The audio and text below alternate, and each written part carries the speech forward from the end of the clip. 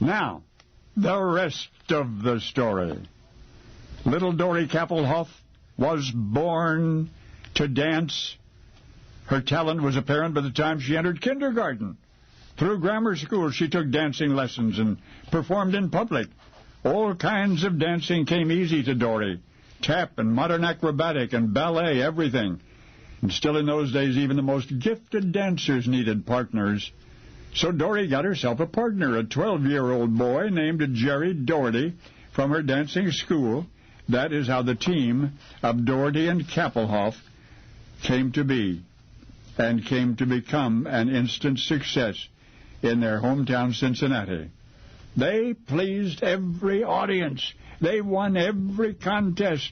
In fact, the $500 first prize money from one city competition financed a trip to Hollywood. Their visit was intended to last only a month, but the response to Doherty and Kappelhoff was so positive that they and their families decided to stay.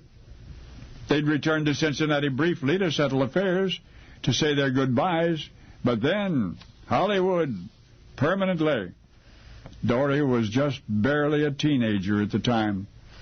And then came the night of October 13, 1937, Friday the 13th.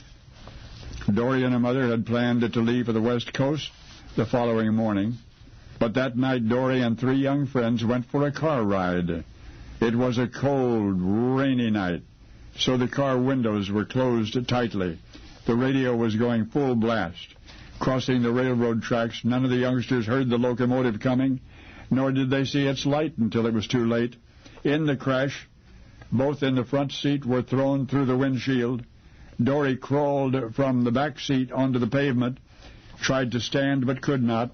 Still in shock, she reached down to feel her right leg, discovered that she was bleeding, and then she felt the jagged, protruding bones, and everything went black.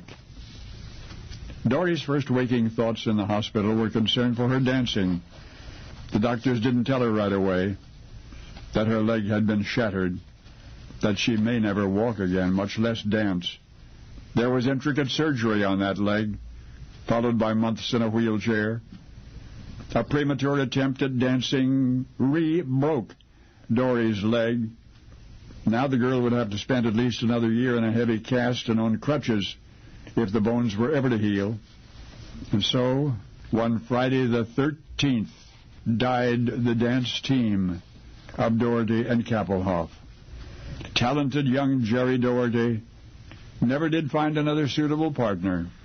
Instead, he finished high school and became a milkman.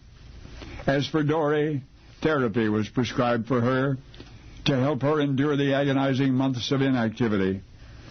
The therapy in which she had no real interest at first, singing lessons. Singing. You see, on the Hollywood Walk of Fame, one star shines as brightly as any. That of a girl named Dory Kappelhoff, whose remarkable singing opened all of the doors. Radio, recordings, movies, television. She became the epitome of American womanhood. Doris Day. That's right, Doris Day.